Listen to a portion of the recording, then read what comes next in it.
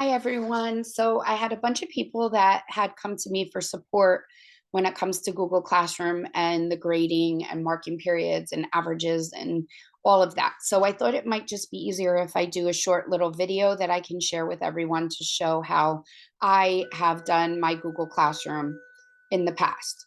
So I'm just going to share my screen here with you. Great. And I'll make this a little larger. So this is a Google Classroom that I had from the previous year. You will see here that it goes all the way to June. I unarchived it so that I could show you what a full year looks like. So I have here the grade book. And you can see here that there are averages for both the students and for the class average. Those averages reflect only fourth marking period for this example, but there is a way to have each student per marking period have the average come up. So in this grade book, if you go all the way back, mine goes all the way to September. This is helpful because I am able to show parents, from the beginning of the year till the end of the year, any progress, any work habits. Maybe there was a lot of missing assignments. Maybe there were time periods where they did a lot of assignments and then they didn't. I also mark the assignments here. The first assignment for each marking period, I do mark it. So for this one, I have fourth marking period starts. That way, if I want to break it down by marking period, I can do it that way as well. So I can take a look at from April 27th to June, and that shows all the assignments just for that marking period. So I will do that for second, third, and fourth in order to show the differences, the different assignments that were assigned in each marking period. Okay, but there is a way that you can go in and make sure that this average shows for the current marking period or for any of the marking periods. I can change this back to the average for second marking period if I needed to. This is the way that you do it. So up here in the upper right-hand corner, you're going to click on the gear. Okay, so here comes up my class details, description, general. And then you're going to go down to categories. Okay, so here we have grade calculations. The overall grade calculation should be weighted by category. So for language arts, we have different categories that have different percentages. We have homework that is 5%, class participation that is 15, quizzes are 25, tests are 35, and projects are 20%. So we want to make sure that our percentages by category match the percentages by category for Infinite Campus so that when we do upload all of the assignments and the final grades for mark when we're ready to post for report cards, they will be exactly the same. So you're picking weighted by category. I like to show the overall grade to students. So it will automatically be changed as you post assignments and you grade assignments. So they should be able to know on a daily basis what their current average is in the class. Okay, so here we now have the different percentages like I just told you about. We have homework, classwork, quizzes, tests, and projects. Notice how at the end of each one, I put MP1.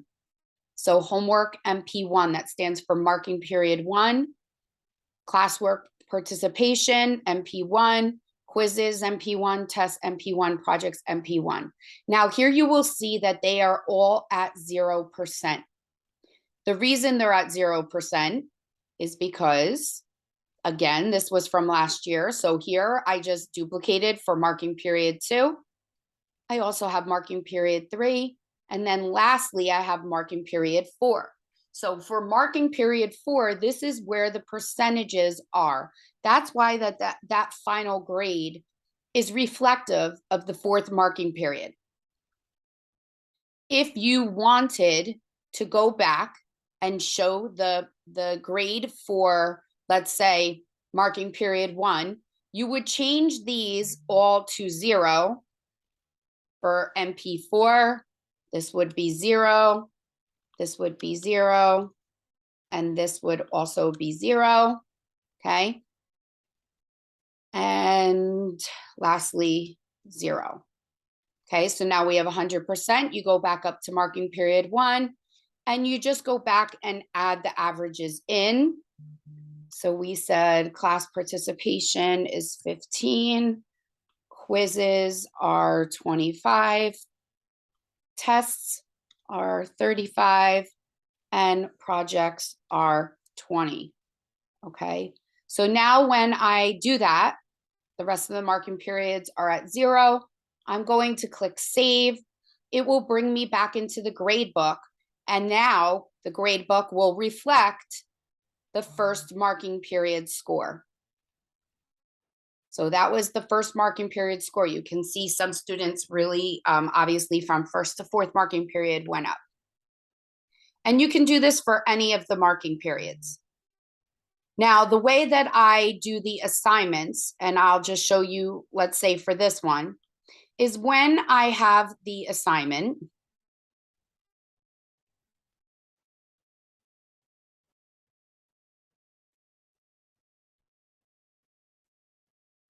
okay. I'm going to go into where the instructions are and where I did the actual posting of the assignment and the notes. And I'm going to show you, I'm just going to click edit so I can show you how I did this. When I put in the assignment, I'm putting in the title, I'm putting in the instructions, any links that I need.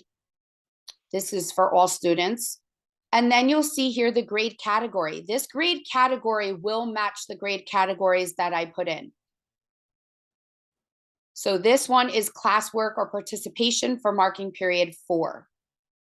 That's the reason why when we do the categories, we put them as MP4, MP3, MP2.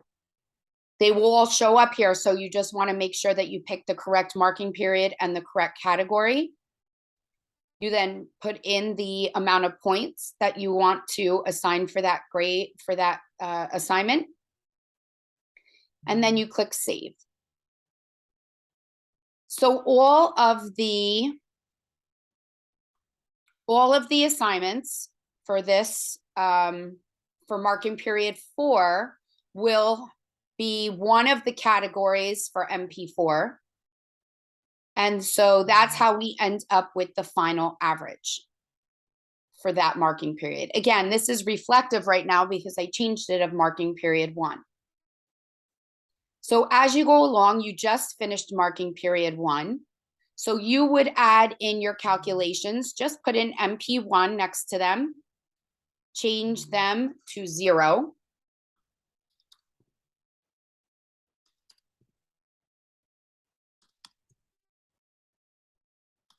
Okay, and then you are going to go in and add categories, the same exact categories, but you're going to change it to MP2. And then for MP2, you are going to put in the categories. 15, quizzes are 25, tests are 35, projects are 20. Did I get them all? It'll let you know if you got them all or not. See at the bottom, it says remaining 0%. If you are missing a category, that will be red and it'll tell you the percent that you're missing. It should always total out to 100%. Okay, so you'll add these categories in for marking period 2.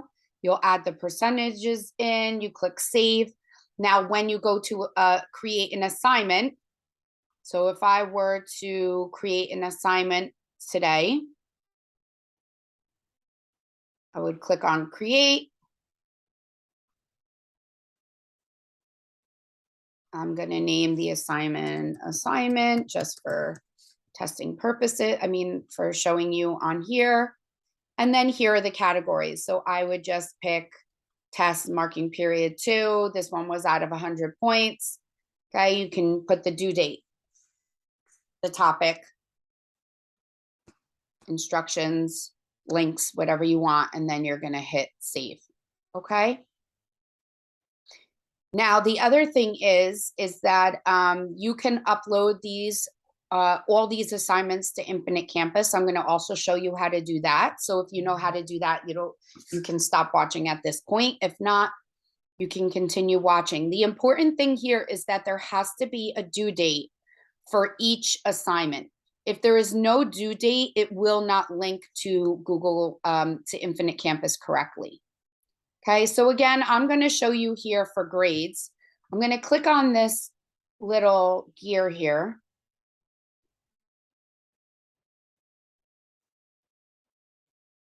Okay, and then there is a place here that will say link.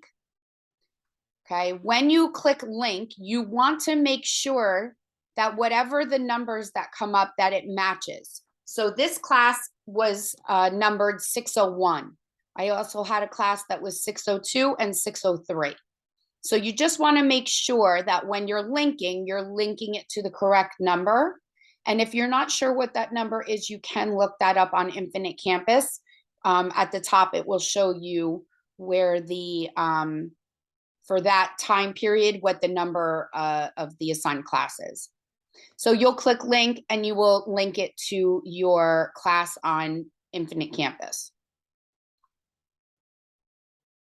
Okay, once you have the class linked to Infinite Campus, you will see a box that says SIS export. Now, me personally, what I like to do is at the end of each marking period, once I have all of the assignments graded and everything is up to date, and I am ready to post to report cards, that's when I upload all of the assignments for that marking period. The reason I do that is because I do give students the opportunity to go back and complete any missing assignments or to redo an assignment for a higher grade if they want to bring up their average. So you can upload weekly, bi-weekly, once a month, however it is that works for you. Just note that if there are assignments that you have uploaded and students do go back and complete, or if you made any changes to the grading, it will also re-upload to Infinite Campus. That's just how I personally like to do it, but you choose what works best for you.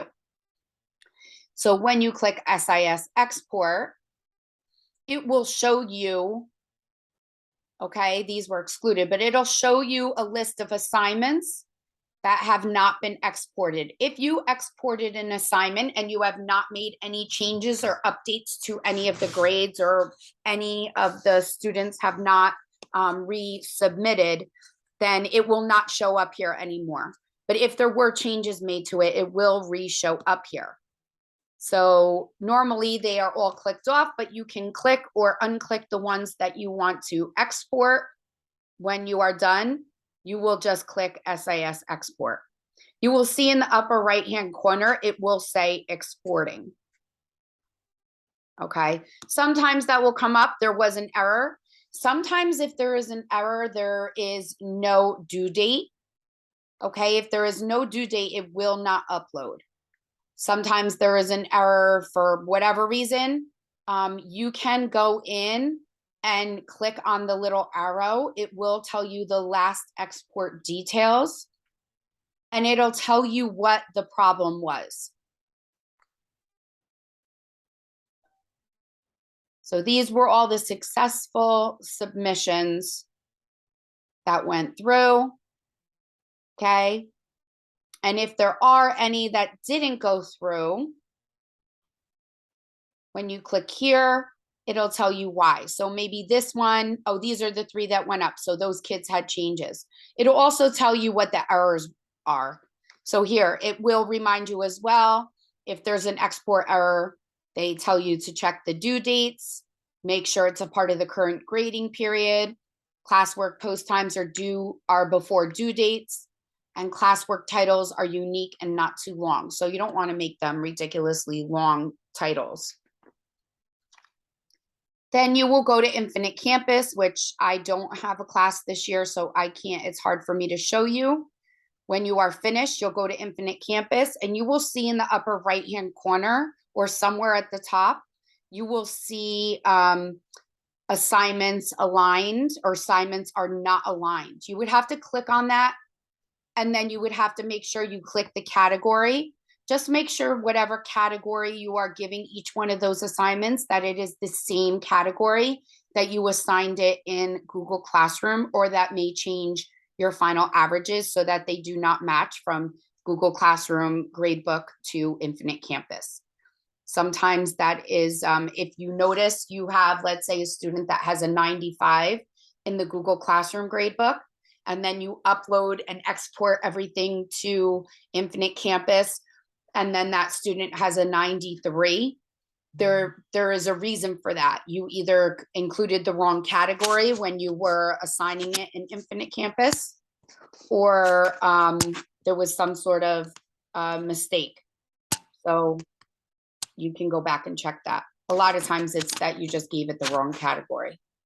Your grade should match. Once you are done uploading to Infinite Campus, I always wait until I am finished posting my report cards. Once my report cards are posted and all the grades are there, I then go back and I start moving into the next marking period and change everything. Sometimes we already have been into the next marking period, but I want the average still to be there from the previous marking period. So maybe the marking period ended yesterday, right? The new marking period today wouldn't start at a 0 because I am still grading all of the assignments. I am still going in, letting kids maybe make some stuff up. So what I would do is I would create the categories for a second marking period, but put them at a 0%.